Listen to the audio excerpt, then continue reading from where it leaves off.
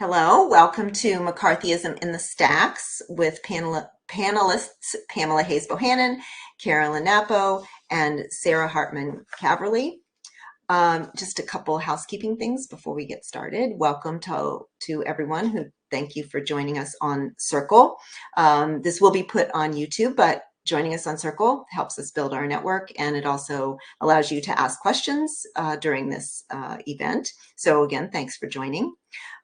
Second housekeeping thing before we get started, the views expressed by the panelists, the facilitators, any participants are their own, and they do not represent those of others, including their employers, affiliates, or even the Institute for Liberal Values. So before we get started with any of the questions, I would like to invite each of you to briefly introduce yourselves. Can we start with Pam? Hello, I'm Pam Hayes Bohannon. I'm a soon-to-be retired reference and instruction librarian at Bridgewater State University in Massachusetts. After a almost 30-year career, I'll be wrapping it up, but I'll continue my interests in information literacy and censorship. Thank you. Can we do Caroline next? And I'm based in Champaign, Illinois. And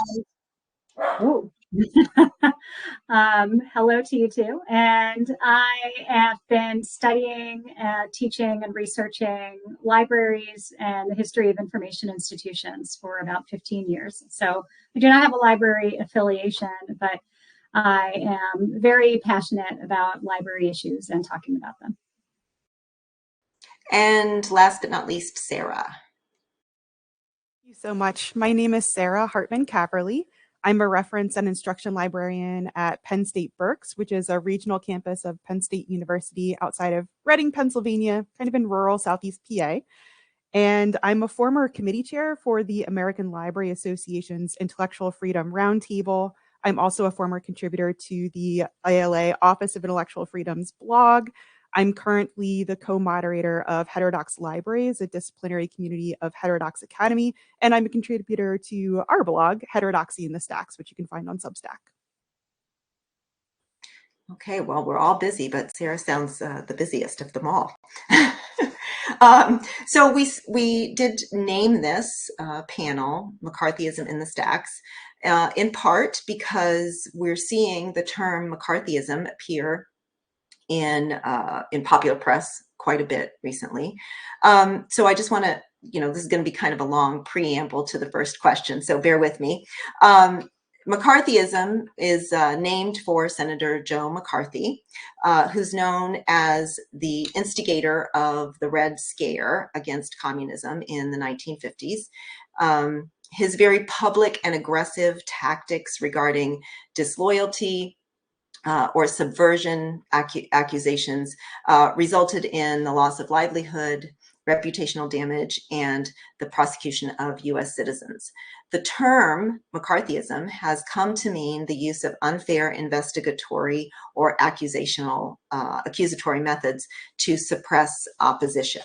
So with that lengthy preamble, do you see aspects of McCarthyism in your library work today, in journals, in your professional organizations?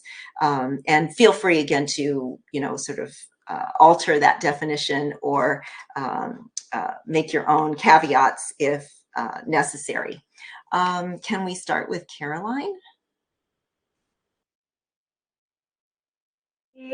Apply McCarthyism really elastically, then we can certainly see parallels at the state level.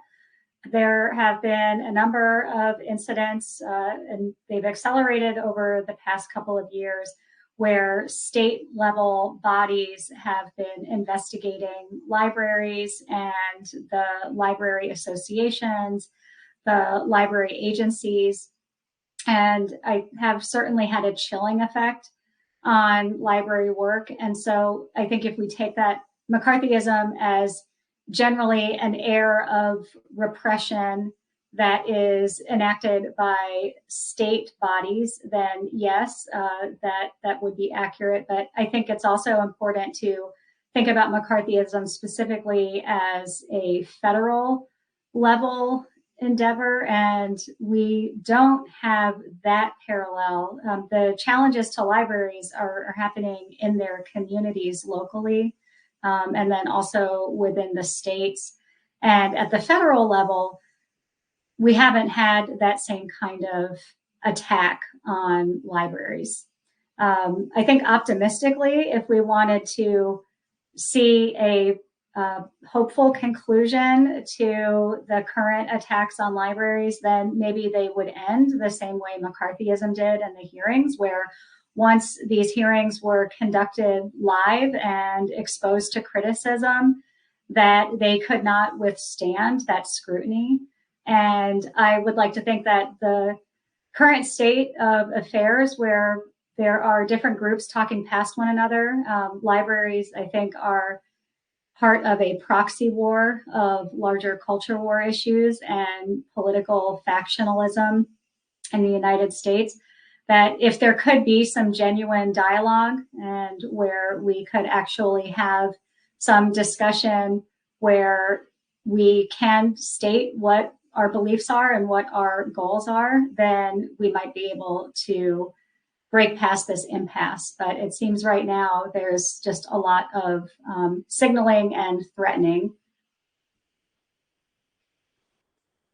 Caroline, could we go to you next? Oh, Caroline just spoke, but could I actually or build on some of the things that Caroline mentioned in her initial response? So one Yes, I'm sorry about that. I think we mentioned before, I can only see like parts of people. No problem.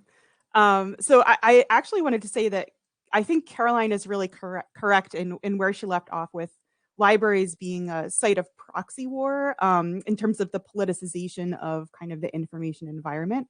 So one thing I did today, because I nerd out on this kind of stuff, is I wanted to look at public polling data on some of these issues. And there was a poll done, and I'm sorry, indulge me while I dig up my notes here. A poll done on whether respondents, so this was a poll done by Ipsos in May 2023 among US adults. And the question was, do you think efforts to ban certain books in schools and libraries are more about the content of the books or more about politics? 25% of respondents said that this was about the content of the books. 69% of respondents said that this was about politics. So I think that really speaks to Caroline's observation that there's something going on other than merely a concern about the books that are held and available in libraries. Now, one thing I do want to note is when this same poll had been run the year prior in 2022, 79% of respondents attributed this to politics and 15% attributed it to the content of books. So we do see a slide there, which I think is interesting. And I think the timing of these challenges is something that is worth unpacking, in my opinion. So maybe we'll get to that later. The other thing I wanted to raise, if I can, going back to this broader framing of McCarthyism, is, McCarthyism arose in the context of the Red Scare. I did, again, go back and do a little bit of research on the history since it's not something I'm super familiar with, but there was at the time a bipartisan consensus. So McCarthyism came about kind of in parallel or contemporary with the Subversive Activities Control Act of 1950, which was passed both in the US House and Senate with broad bipartisan support. It was actually sponsored by a Democrat. So you see this bipartisan support over concern about, politically subversive activities, in particular, the Communist Party of the United States undermining sort of American values, American culture, the American way of life in the broader context of the Cold War.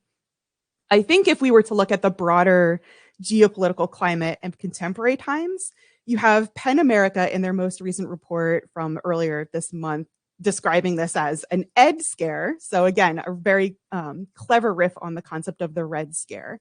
And I think we also want to look at what Michael Schellenberger and other folks who have been involved in the Twitter files have dubbed the censorship industrial complex, which harkens to both the surveillance industrial complex, which was named by the ACLU back after the Edward Snowden disclosures, and of course the military industrial complex that we know of from Eisenhower. So I think that, you know, there are some broader geopolitical forces at play. But the thing that makes me really optimistic is that the bipartisan consensus is actually the antithesis of censorship.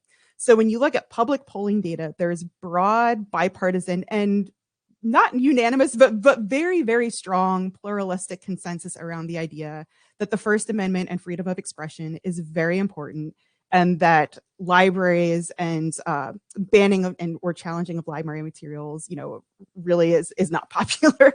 So that's something that I hope will give us hope, and that I think is possibly different from what folks would have experienced during the McCarthy era. I'll leave it there for now. So Pam, what is your response either to the original question or to either Sarah or? Well, I've been thinking about the issue of self-censorship during McCarthyism, where people just wouldn't express certain views for fear that they would be persecuted. And, you know, we know that there's been this plethora of book bans in school libraries particularly, and also public libraries, that really we haven't seen it like that in academic libraries, which is good news. However, a recent report just came out with somebody, I wish I had the names, but it's a very recent report. You can probably find it.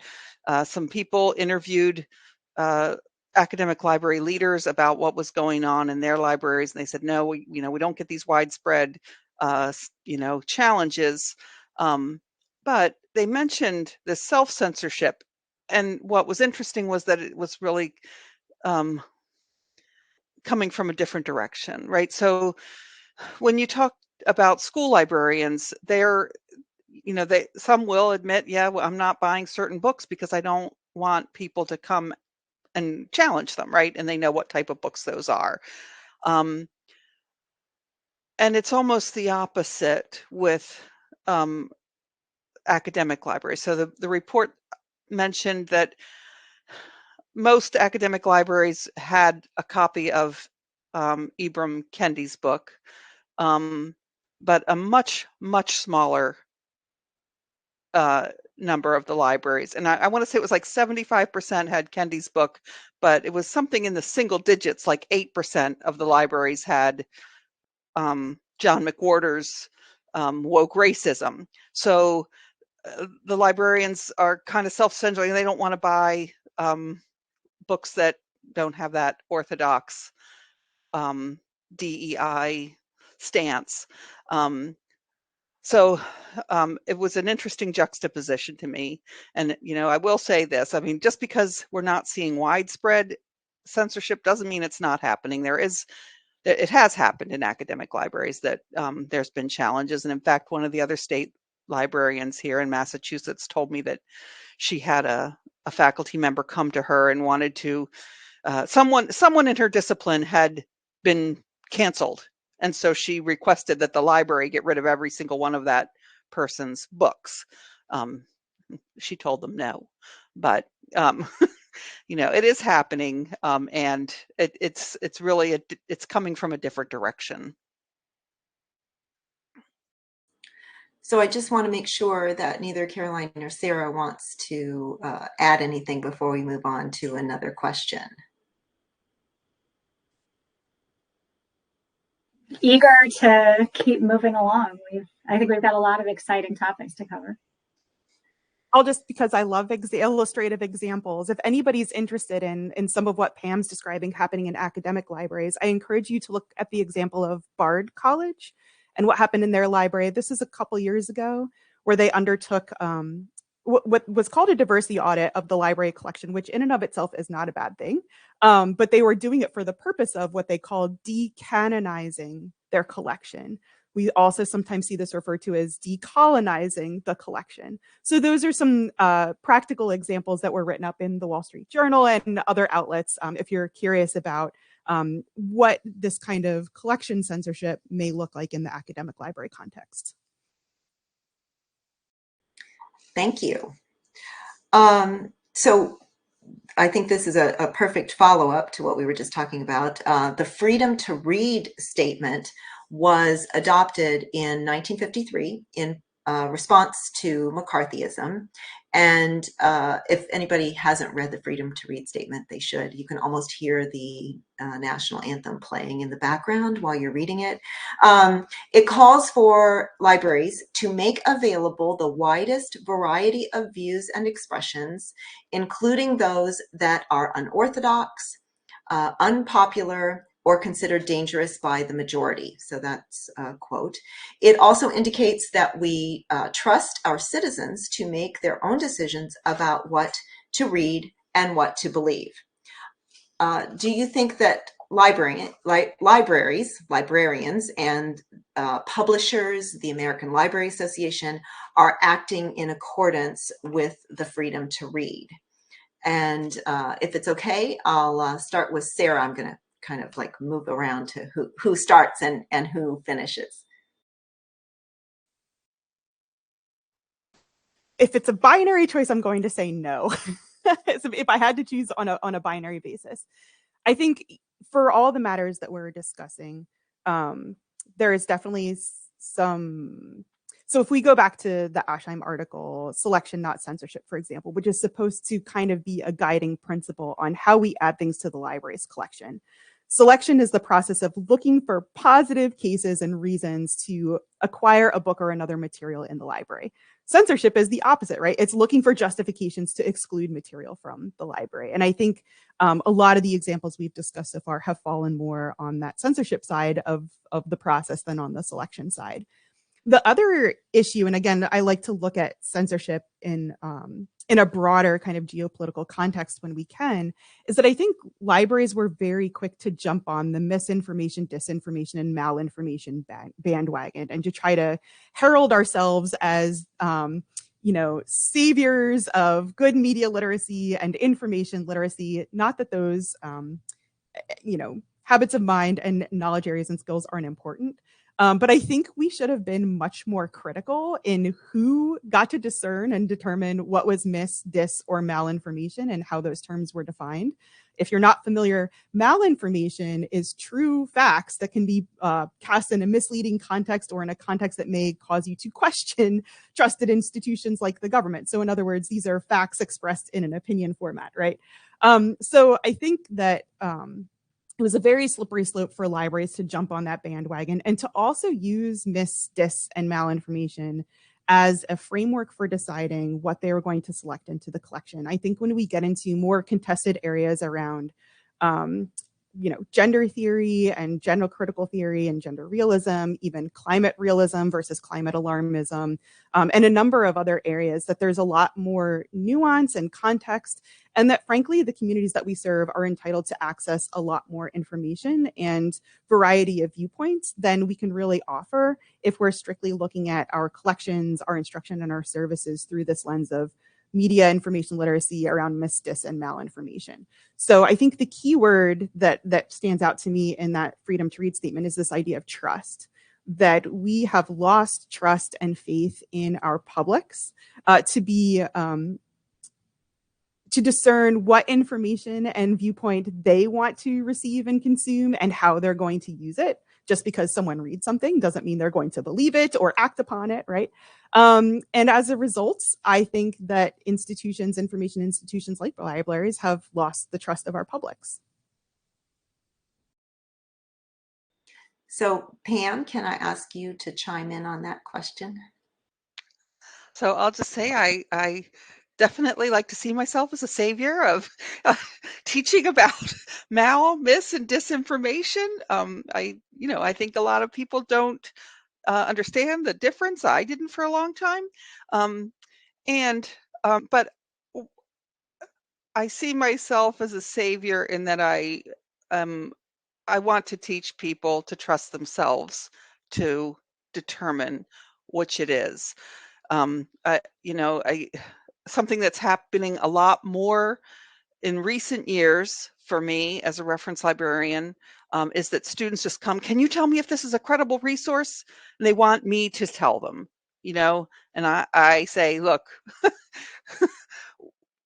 you need to determine that based on what your research need is, what your information need is. And it's not something that, I told people, I said, I don't use the term spotting fake news. I don't use the word spotting when I talk about fake news. I use identifying only, because there's a whole criteria of stuff that you need to apply. And that's what I'm teaching people. I'm teaching them to apply this criteria that includes, what do you need this information for? And trusting them to maybe learn something rather than just go to the librarian and say, can you tell me if this is a credible source? So thanks for opening that up for me. It is, I will admit, it's getting harder and harder for me to trust some of the students with the information, but I still, until my last day, I will still be here trying to teach them what I can. Caroline, can you address the freedom to read statement? Well, I see the freedom to read statement, as well as the Library Bill of Rights and similar documents, as articulating principles, but also ideals that libraries and librarians are expected to live up to. And so I think that is also analogous to the American democratic experiment, and that it's complicated to allow for diverse viewpoints, but that the freedom to read statement is very clear about not encroaching on somebody's right to access information that might be deemed controversial, or what in that period would have been called subversive.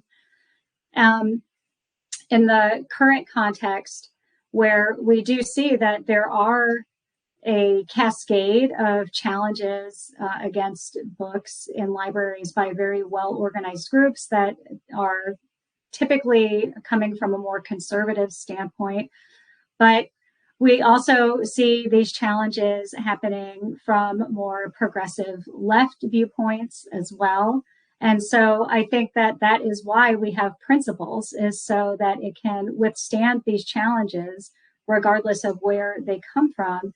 And that should also be the role of the American Library Association, to elevate this principle above whatever the particular issues are and whatever the controversial viewpoints might be. Because what the freedom to read statement and what the Library Bill of Rights expresses is that we should allow people to access information without coercing them or trying to prescribe to them how they should react to it. And I understand, like how Sarah brought up, that there are, of course, concerns about people being inundated with so many sources of confusing or confounding or dangerous information. But that doesn't mean we have to restrict access. It's about helping people become better at evaluating those sources, not trying to restrict access to the sources themselves. So I think the freedom to read statement is still very powerful, and it still has resonance. It's a matter of rising to the challenge that it sets forth.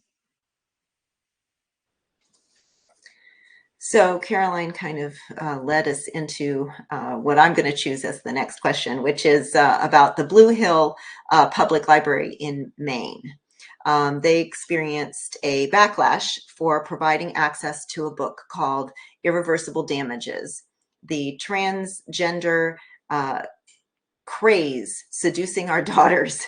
It's by a journalist, Abigail Schreier, and the book suggests that gender dysphoria is sort of almost the equivalent of a mass hysteria. The American Library Association ignored requests from the library director in the Blue Hills Public Library in Maine for assistance when left-leaning patrons requested the removal of the book. And so I want to start with Pam. Do you think this would be an example of, a McCarthy-esque kind of response by the American Library Association? Yes. The short answer is yes. I was very troubled by that story, as you know. And right, and it goes right back to the freedom to read. I have not read that book. I have chosen not to, but I also believe that it belongs in a public library. It was a bestseller. People asked about it, and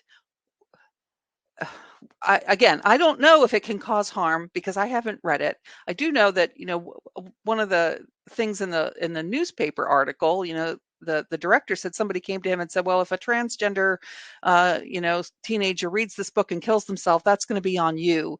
So this definite belief in, that this is going to cause harm, right? There's a definite belief that this book will cause harm, and that it'll be on this director's hands. It really goes back to the freedom to read, and I can't determine whether or not that book is harmful if I don't read it. I'm not going to read it, or at least I don't believe it's not on my to be read list. It's not, which is not to say, I never say never, but I do know that, in a public library, a book that people are asking about that is a bestseller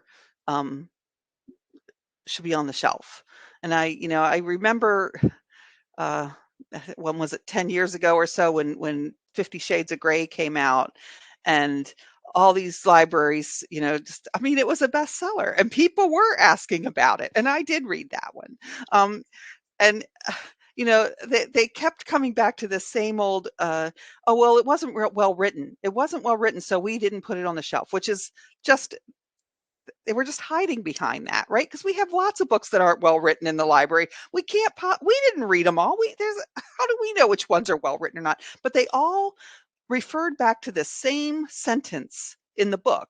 It said something like, it was like chocolate or something, and everybody would laugh about, what bad writing this one sentence was.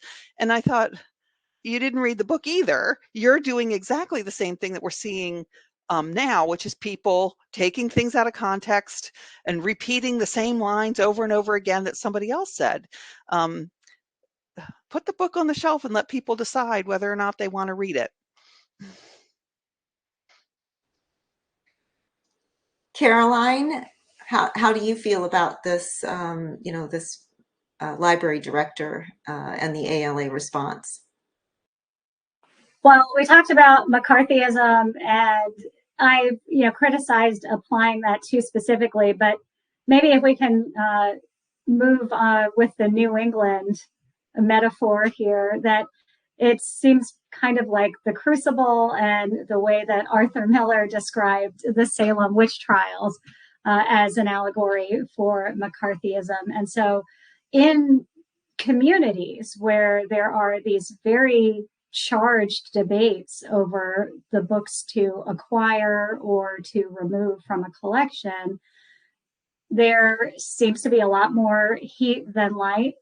And it should be the role of a professional association such as the American Library Association to help mediate those conflicts. But I'm not sure if there has been additional follow-up at Blue Hill. I read the New York Times article, and I'm aware that at the time of the writing that it sounded like there had not been the support from the Office of Intellectual Freedom that had been requested by the library director. So I hope that that has since changed. However, this is, again, why we have principles and why we should aspire to adhere to those principles, so that regardless of what the challenge is, that we can point to the fact that we're not taking a side on the point of view. The side that we're on is the freedom to read, which is everybody's right, regardless of what their personal beliefs might be. And so the Blue Hill controversy is an example of a library trying to hold fast to these principles and really struggling to get support. And this is also part of general controversies that are unfolding globally around access to what have been termed gender critical views, and what some allege are transphobic and bigoted and therefore harmful to people who are trans or non-binary or gender non-conforming. So a related example would be what also happens around library programming. So the book challenges issue, if we focus too narrowly on challenges to books, we then miss these other instances where we also see challenges in libraries around access to ideas.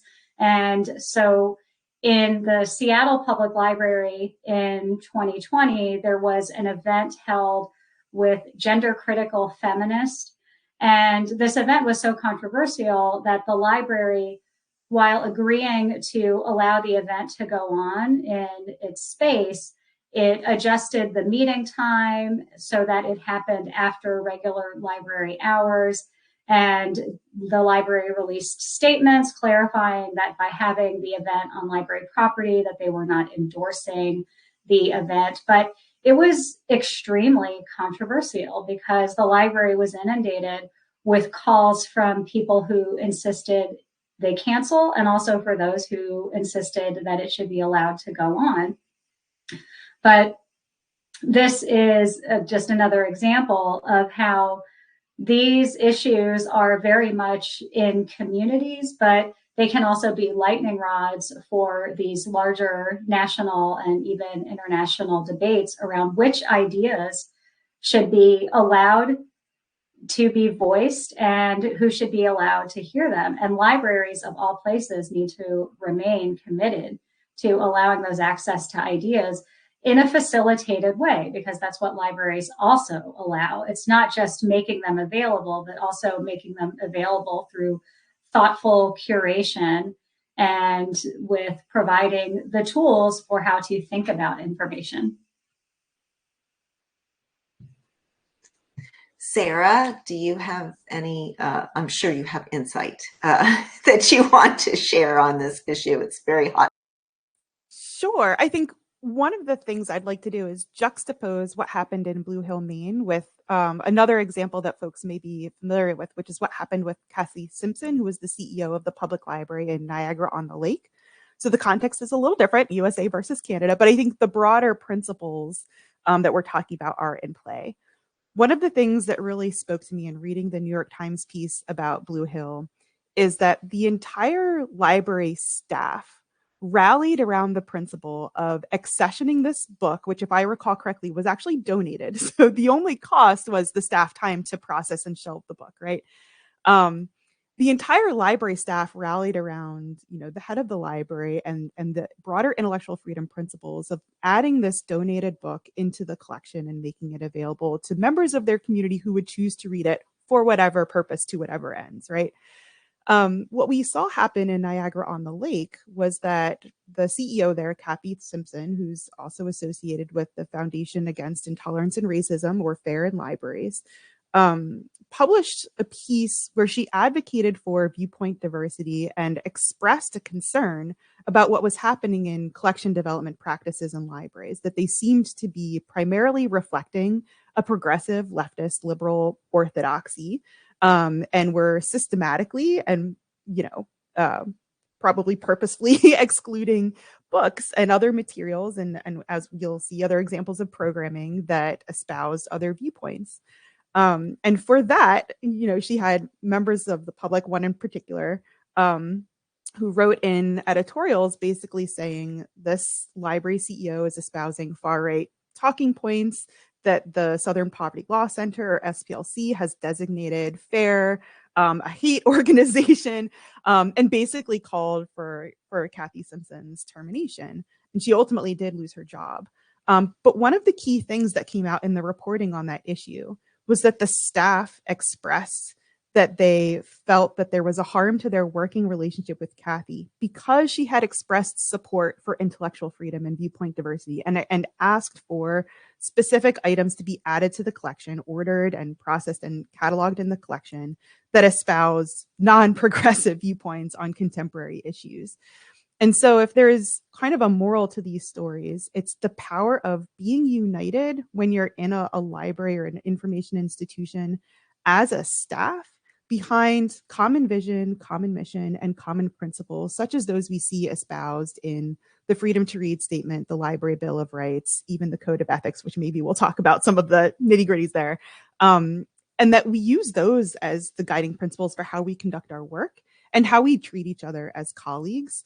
So, Caroline mentioned the Crucible and the kind of witch hunt dynamic that really happened at Niagara-on-the-Lake, where essentially Kathy's staff, after I think more than a decade of leading and working with them, basically turned on her and declared their working relationship to be irrevocably broken. And that was a contributing factor, as was reported in the board's decision to terminate her position. So again, going back to being united as not just librarians broadly, but as staffs working in institutions together behind these shared principles. So the fifth principle of the American Library Association Code of Ethics says, we treat our coworkers and other colleagues with respect, fairness, and good faith, and advocate conditions of employment that safeguard the rights and welfare of all employees of our institutions. When the enemy is inside the house, right? When it's our own colleagues, maybe, or affiliated people, at an academic institution, other people within the institution who's doing the bullying or not acting in good faith. What can we do to assist, to back up the freedom to read, back up to, how can we protect our colleagues when the enemy may be in the house? So can I start with Caroline?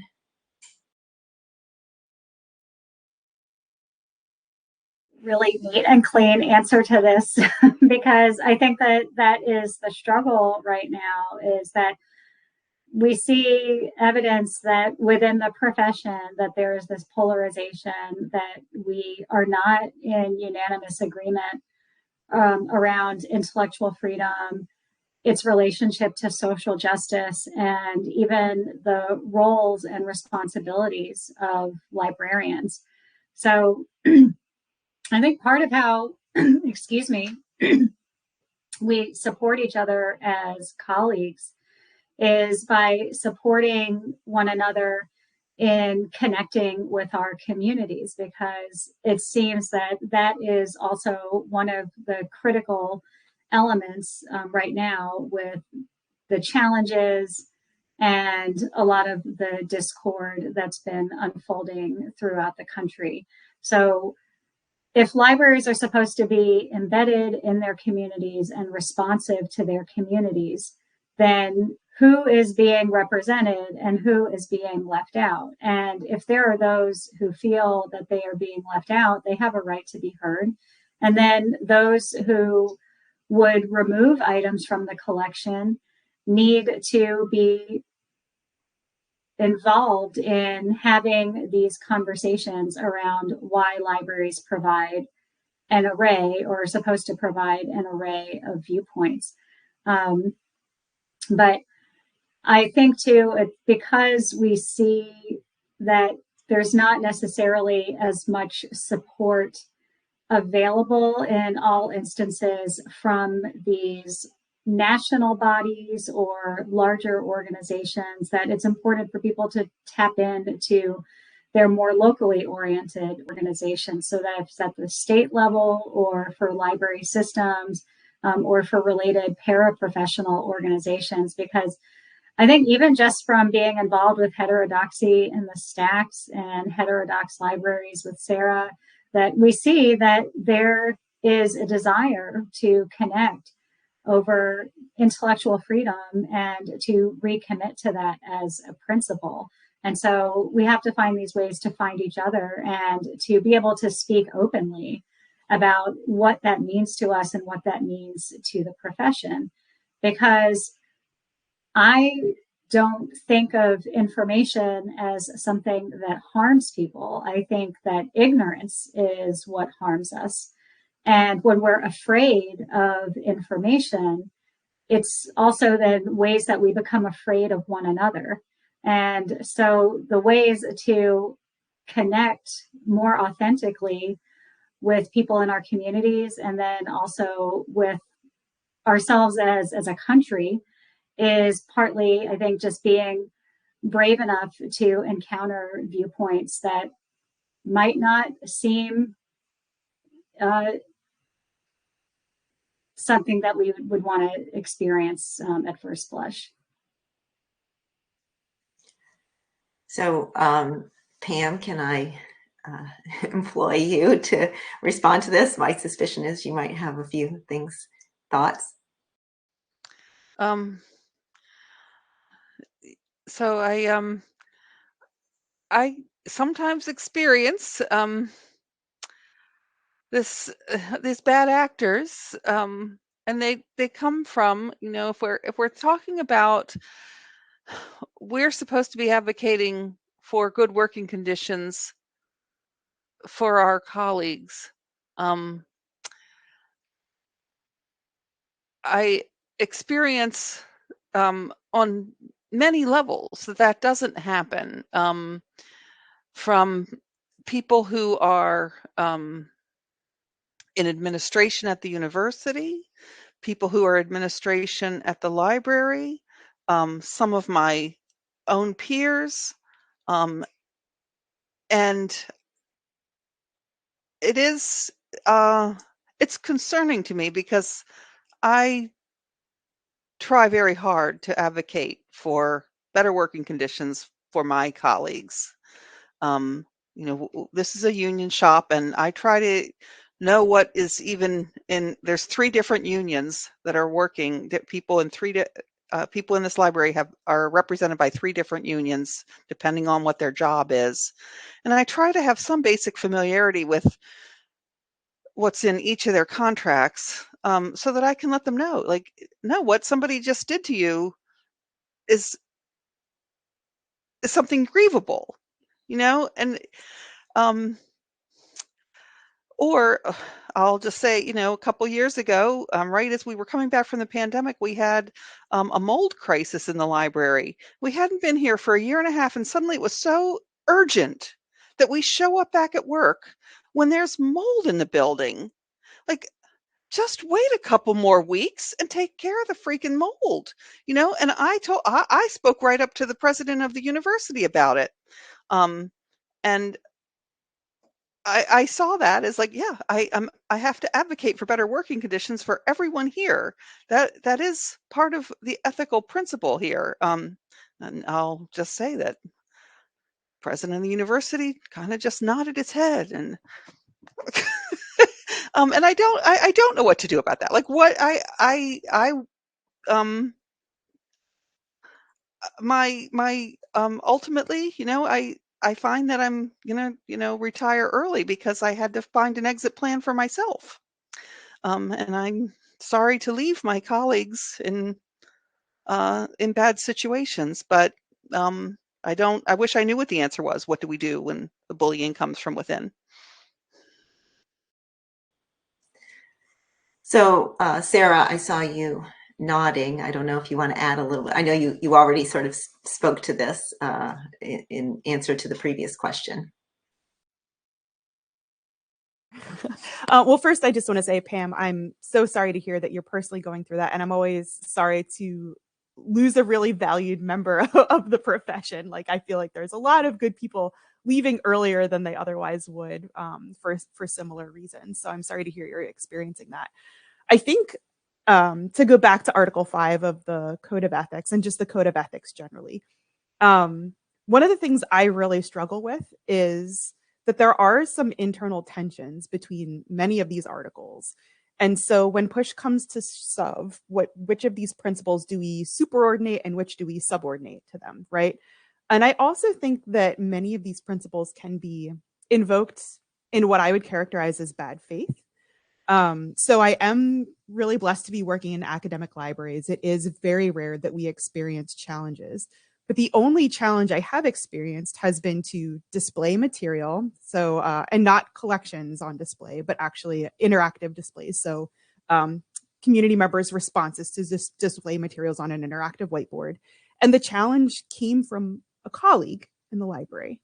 And they didn't directly invoke this Article 5 of the Code of Ethics, but this is essentially what they were invoking, was that the comment that was anonymously posted on the engagement board in the display in response to the display caused them harm. And so we have to balance advocating for good working conditions for our colleagues with the notion, as Caroline pointed out, that information itself cannot be harmful, especially in the context of the library. This wasn't a targeted attack that would constitute incitement to violence or harassment of an individual or doxing or anything of that nature. So it didn't rise to those levels. It wasn't even a bias incident by Penn State's standards, which I would argue brush up against First Amendment protected speech. It was something that this person just found personally offensive. And to me, that's too low of a threshold to invoke Article 5 when we have other articles in the Code of Ethics that speak to censorship and intellectual freedom and equitable service and access to our patron communities, and to participate and engage in First Amendment protected freedom of expression when we provide that outlet as part of our displays and programming.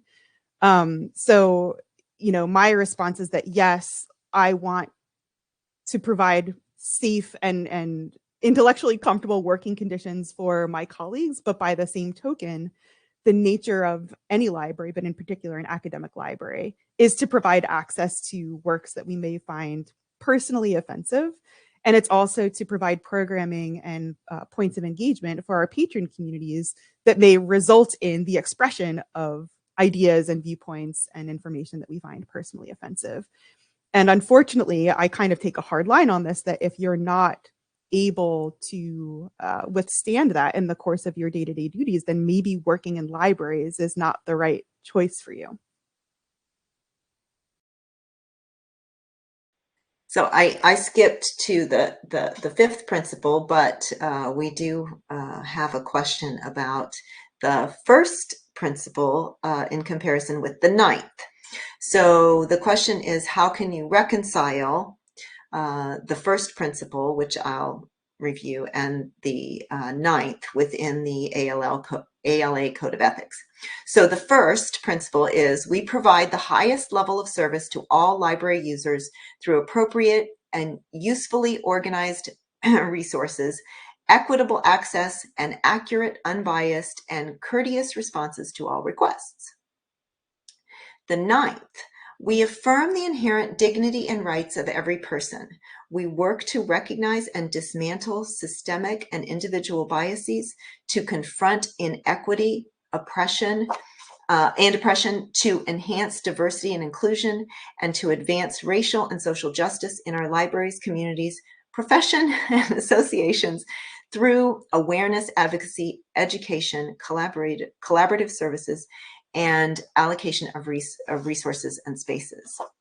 So this is that was a long preamble, but the ninth principle, again, I'm not a librarian, but my understanding is that's a newer principle. And how do we reconcile these two principles to provide the highest service through appropriate and usefully organized resources, equitable and access, and accurate, unbiased, and courteous responses with that new ninth principle?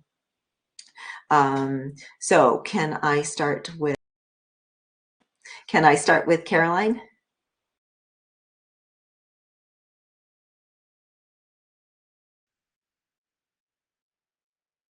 The first principle and the ninth principle, I think that I don't see as many contradictions between those parts of the code of ethics. I see more tensions in some of the other ones. And so, for example, I mean, the second tenet of resisting any effort to censor, I think that that is probably more coming into conflict with when you start saying what libraries are going to do with respect to dismantling systemic biases. I mean, not that that's not a worthy aim, but I think that when we start to get clearer on, well, what does that mean and how do we achieve that? I mean, for some people, they see that being achieved as restricting access to certain viewpoints and sources. And that you do start categorizing and classifying certain viewpoints as either in support of your goal or working against it, and therefore something that should not be accessioned. So that is where I see more of a contradiction. And then also the seventh tenet about not having our personal convictions interfere with upholding those principles. That I see this newer tenet as having more of an ideological focus to it than some of the other ones, which I think are about advocating more for general principles. And so there is more discussion and deliberation to be had, because I think that, really the tension that we talk about a lot in libraries is whether we can have intellectual freedom and social justice. And I think that that is also part of what we are trying to tease out here by looking at those tensions in the code of ethics.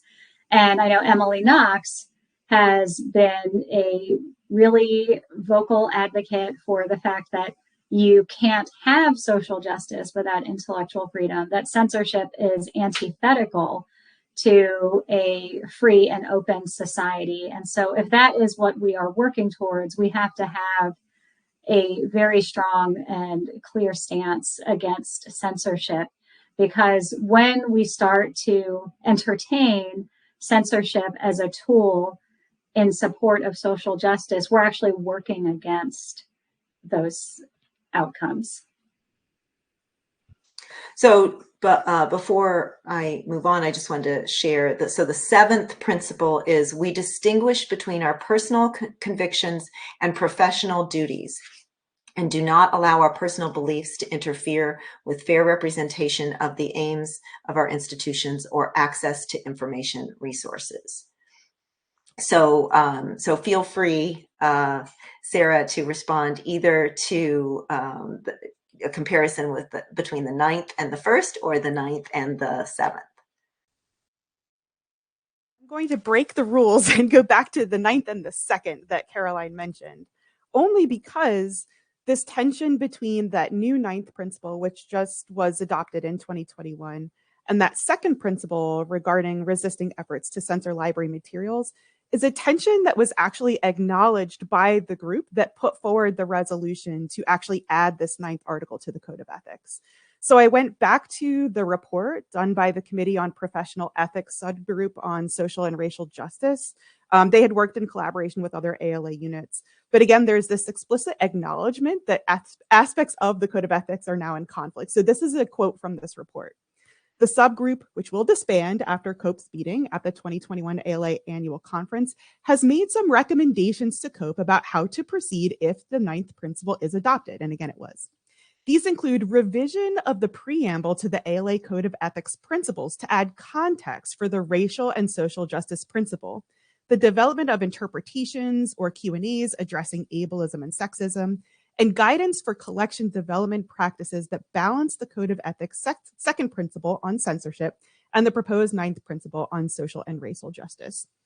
So what I think is interesting, and I'll borrow a concept from tabletop gaming called retcon, or retroactive continuity, is what we're going to see is there's going to be an effort in ALA to retcon in this 9th principle and say we now have to tweak all of our other ethical principles in order to accommodate it. Now, again, on its face, I don't think there's a problem with the 9th principle. I do, however, personally and professionally think that some of these principles are more or less superordinate or subordinate. And we actually say in the preamble to our code of ethics that we have a special obligation to the free flow of information. That's how we're describing intellectual freedom. So to me, the superordinate principle is intellectual freedom. It's the resistance to censorship. It's the support for intellectual privacy, which includes freedom from interference when we're engaging with or in the processes of forming our own ideas. So anything that interferes with those principles, I think, is in conflict with the code of ethics. The other framing that I'll just throw out there that I hope we'll be exploring in an upcoming event with Heterodox Libraries on May 23rd, our virtual symposium, Curiosity, Controversy, and Intellectual Courage, is Dr. Sigel Ben-Porat's framing of inclusive freedom. So this was kind of a major framing of the book that we're reading for that symposium, Cancel Wars, where she says that in this case, universities, but I think it also applies to libraries, must balance this commitment to an inclusive, liberal society and social justice with the necessity of freedom of expression to those goals. And essentially what she says is we need to allow for the broadest possible freedom of expression, so any legally protected speech, right? While also acknowledging that there can be harms that arise from the exercise of free expression. We need to acknowledge those harms and do what we can to mitigate them.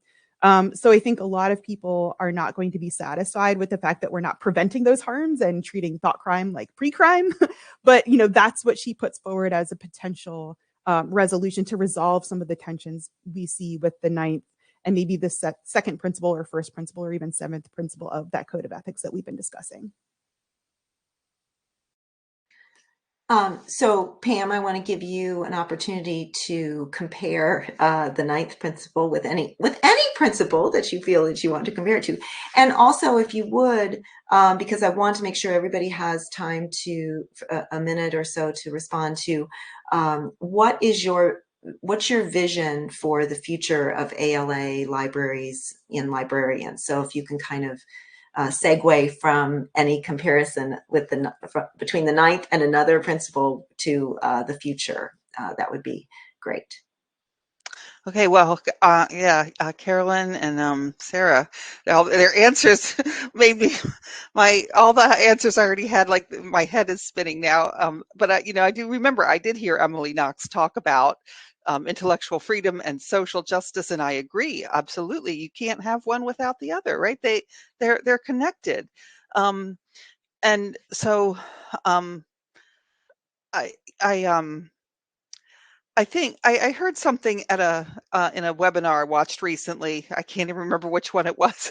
I see so many, but the quote was it was John Crostra from Every Library. He said, DEI predates DEI. And I thought about this and I thought, these are issues that we have cared about for a long time. It's not that we don't care about them at all. I mean, librarians, equity is, that's been a long-standing what's the word? We care about that, right? We care about equity. We care about making sure people get access to information. It's just when we changed the conversation, people got mad, right? And I don't, I don't allow ALA to make my decisions for me. I look at the principles, I let them guide me, and if there's something that doesn't sit well with me, I let my own mind take over. Because what? I have the information. I have lots of information. I know where to find more information. And if there's information I get that contradicts something that ALA says, I'll use it. I'll use it, and I won't. I don't have a problem with that. I'll speak up about it. As far as my vision, well, I do believe that, there is a cohesiveness, that a principle that we can probably all get behind, is censorship. But people can't, there is nuance to that. There's nuance to everything, right? There's nothing is binary. Nothing is binary. And so I do hope that we can find some common ground with understanding each other, and understanding why people might be challenging works, while also not just removing them without due process. And I hope there's common ground for that. And I hope that we can continue the conversation to find it. So, Caroline, can you, what's your vision for the future?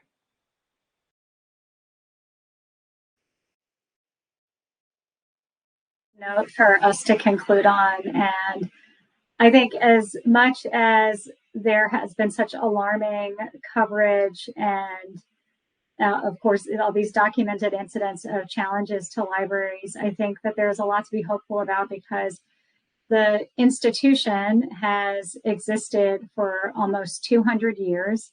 And the public library in that time has demonstrated itself to be a highly adaptive and innovative institution. And the same could be said for the country. There is a lot to criticize, but there is a lot to celebrate. And I think that the public library, much like Pam was just saying, needs to wrestle with the same issues that we're wrestling with as a country, that we need to be able to find ways to listen across differences, that we need to be able to also have libraries advocate for information as a public good and not as a profit center, because libraries are one of the last remaining places where people have a right to access information regardless of their ability to pay. And this is only intensified with the proliferation of digital resources. And so I would like to see libraries not only continue to advocate against censorship and the freedom to read and for intellectual freedom, but to also make that clear in the context of the broader information landscape. So it's not just about right to content, but also thinking about it across platforms and how we either enable or restrict access based on the point of access. And I would also hope that libraries and the American Library Association will again be able to recommit to these principles and to be able to establish common ground around these adherence to principles, because we will always disagree. And that is part of living in a democratic society. But if we can find ways to constructively disagree, then I think that that is a role that libraries can play, but we have to be able to model that within the profession itself. So can I ask Sarah to respond to the same question? I just want to remind anyone who's on Circle that they can type a question into the chat, and we'll have a little bit of time for that. Thanks, Elizabeth. Yeah, I would completely be in line with Caroline and Pam's visions. I think what I would contribute is, and maybe look for a post on heterodoxy in the stacks on this in the near term, is I want to make book banning boring again. I think although we are absolutely seeing spikes in challenges to library materials and also broader censorship efforts. So FIRE, the Foundation for Individual Rights and Expression, also has a new report out on deplatforming attempts on college campuses, which they describe as surging. With all due respect and certainly love for FIRE, for PEN America, for even the Office of Intellectual Freedom at the ALA, I do think they have a self-interest in hyperbolically describing the dynamics at play. I alluded a little bit earlier to the timing of these surges, and I think there's a couple of factors that we should keep in mind. One is the sudden onset of the transparency of what was happening in K-12 schools during remote schooling during COVID. So we saw a lot of organizing by organizations like Moms for Liberty, partially in response to what they were seeing their students being taught, right, in online school during COVID.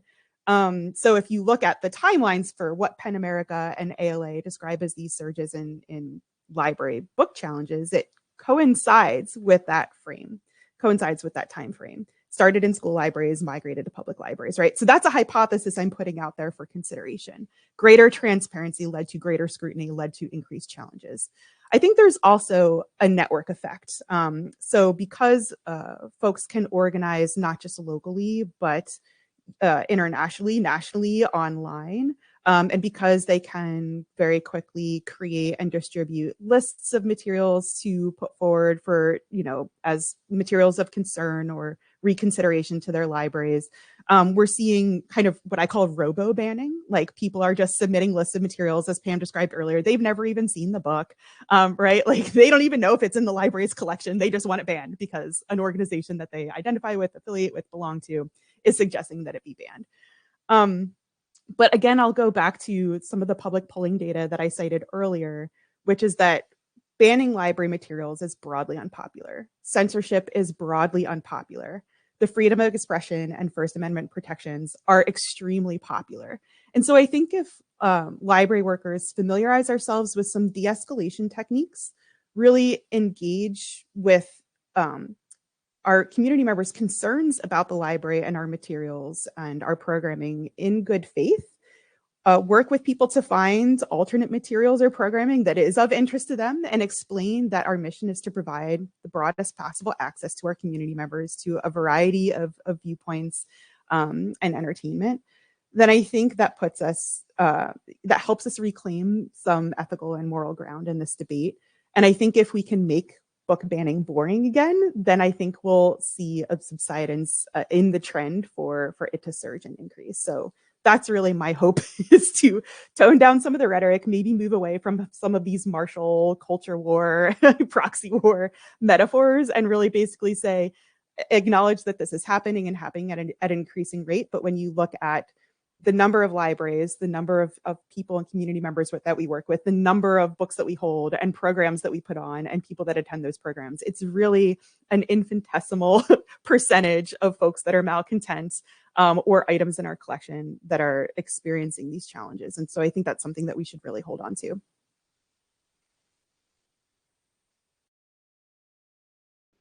So I'm just kind of waiting to make sure that nobody has any questions. But Caroline, I remember when we met a few weeks ago, and I had said something about, I said, it's not a conspiracy. There's no conspiracy, to ban the publication of books or whatever. And Pam, you and Pam both kind of chimed in and said, well, there's, sort of pre-publication bans. And then you actually had a little bit of a I don't want to say a conspiracy, but you sort of pushed back against my comment, and I don't know if you even remember what you said, or if you wanted to share that, because I don't think you had an opportunity during our talk here today.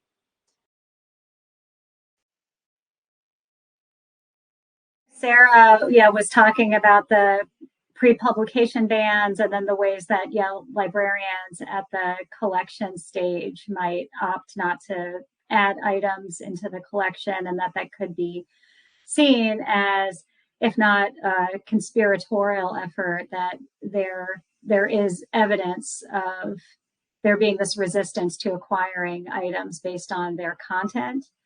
So when we had that conversation, I would say that this actually dovetails with what I was just saying about librarians recommitting to advocating for information, access to information as a public good, and not seeing information as a profit center. It seems that advocacy has waned a bit, especially as the emphasis has shifted to other advocacy areas in librarianship around inclusion, I think that for me, one of the really important inclusion pieces and diversity pieces is thinking about sources.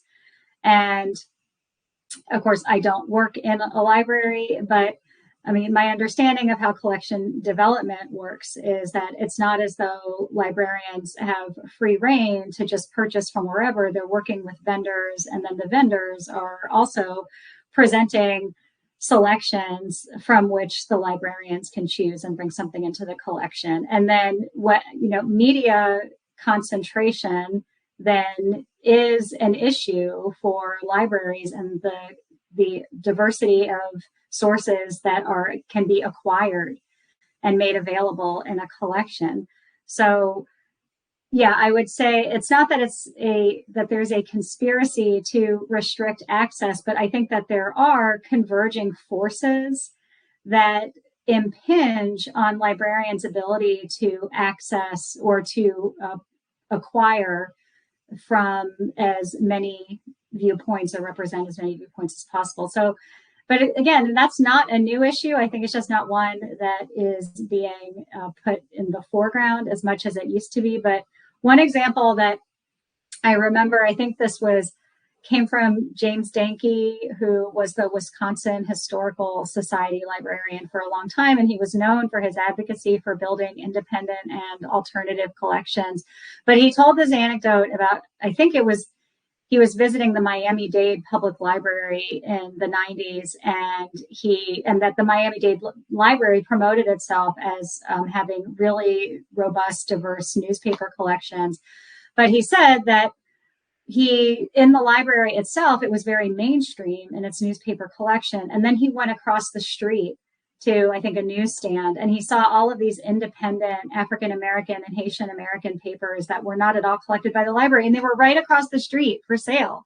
But because presumably the vendors that a library system, and certainly a very large one such as Miami-Dade, is working with, they don't have that access like we would if you had more of this flexibility in purchasing options. So I think that's just another way to think about that situation of how representation can get narrowed or constrained.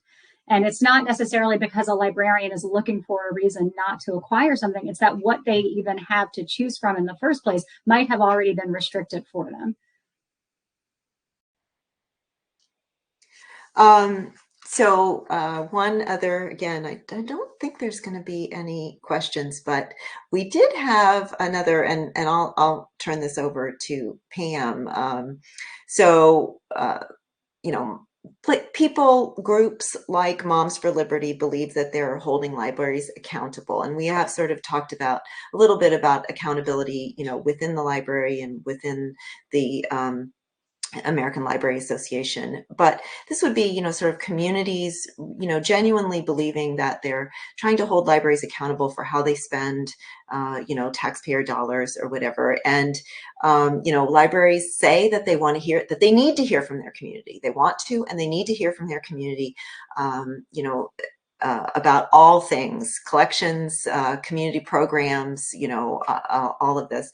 So what are some ways that that community members can hold libraries accountable and interact with libraries and librarians in ways that are productive and respond, and how can libraries respond appropriately to that? And I'll give Pam a chance, and then we'll finish up with Sarah. And if nobody types in any questions, we'll end it there.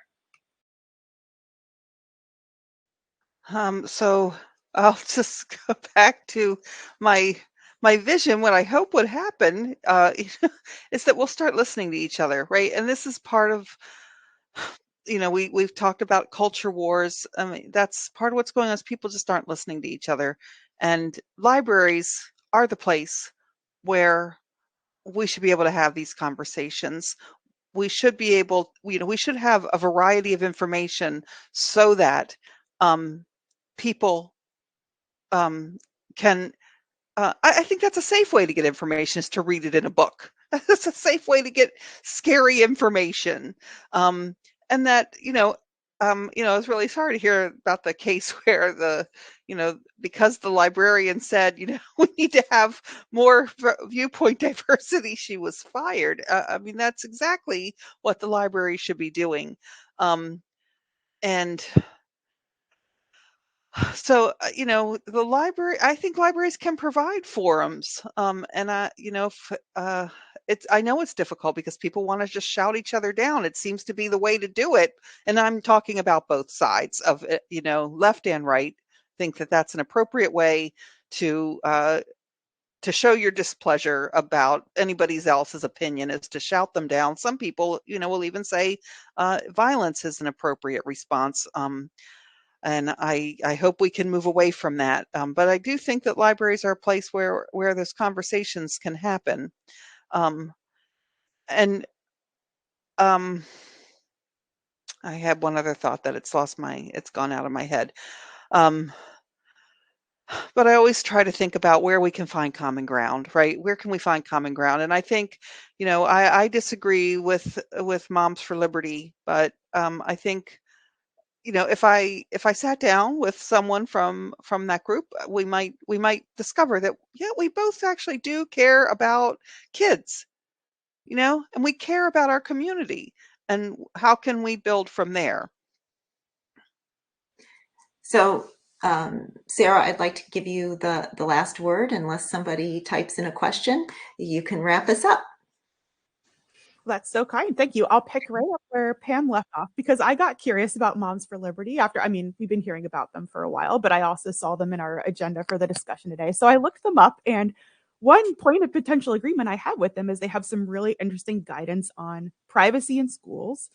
Something I've written about is the failure of FERPA to effectively protect student privacy in the digital transformation of higher education, and how FERPA allows what are essentially ad tech companies to also become school officials when they're providing services or platforms on behalf of educational institutions. So I was like, okay, this is something we could actually have a conversation about, right? Is our interest in privacy. But setting that aside, to the broader question of accountability of libraries to their publics and how to effectively engage with your library as a community member, the first thing I would say is be a library user, right? Show up. I really believe in good faith that there's something in the library for everyone. And if in fact you find that there isn't, there are some steps that you can take to ensure that that's the case. I would say most, if not all, libraries have a suggestion form. Most, if not all, libraries provide some means for booking library spaces for programming and events, and outline a policy for doing that. So again, if programming in your library is not to your interest, suggest programming, bring in a speaker, provide programming, right? Suggest materials for purchase if you're not finding reading material or online material that's of interest to you. And then the last thing was be informed about the governance of your library. So what are board meetings like? How is the board composed? How, are people elected or appointed? What's the scope of their responsibility? Generally speaking, there's going to be at least portions of regular board meetings that are open to the public and that will have open time on the agenda for public comment. So that's a way to get involved. But I would recommend the process of, again, first becoming an active library user. So go looking for the things of interest the library can provide to you, rather than worrying about the things they're providing access to that you don't want, because that's there for someone else and it's none of your business, right? And then also becoming informed about library governance. I hope that these will de-escalate some of the rhetoric and the tension and the reactionary responses to what libraries are trying to do in their communities. I find that when we attend to the nuance and attend to, frankly, reality, that generally speaking, libraries are doing their best and they're doing really good work. And when we can make suggestions to the alternative, like, hey, do you realize you don't have these authors, or you don't have this perspective on this contemporary issue, or, this person is standing for national election and you don't have their book in the collection, could you add it? Or I'll donate it. Can you add it, right? Libraries should be receptive to that. And the other process and point of engagement that libraries have is some form of requesting reconsideration of material. I don't personally advocate challenging or banning materials, but one avenue of discussion I think we need to leave open is whether material should be placed in something like a children's library or children's collection versus placed in a YA or adult collection, right? So that's something where you can say, you know, I've looked at this material. These are the areas of concern that I have. Maybe here is some additional literature on the potential impact this could have on child development. I suggest that you move this into the YA or the adult collection, right? So just, you know, some ways that you can engage with the library, again, in good faith, with a fully informed perspective on how libraries work, what they have to offer you, and then again, how they can be responsive to concerns you have about, frankly, the way you're being served, but also in many cases, the way that your taxpayer resources are being allocated. I want to thank you all so much for doing this. And although we're, 2 weeks late now, happy Library Week. And thank you so much for giving your time for this panel and this very important topic.